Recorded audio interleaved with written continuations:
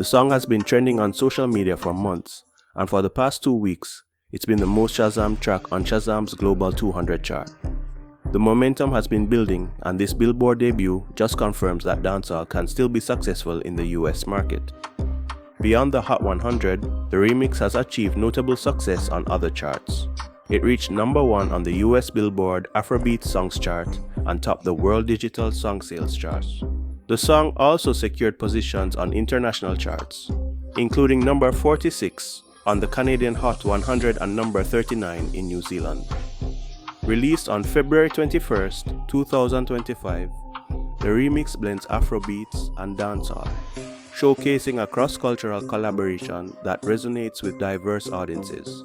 Shake It to the Max exemplifies the power of cross-genre collaboration and the influence of social media in propelling music to global recognition.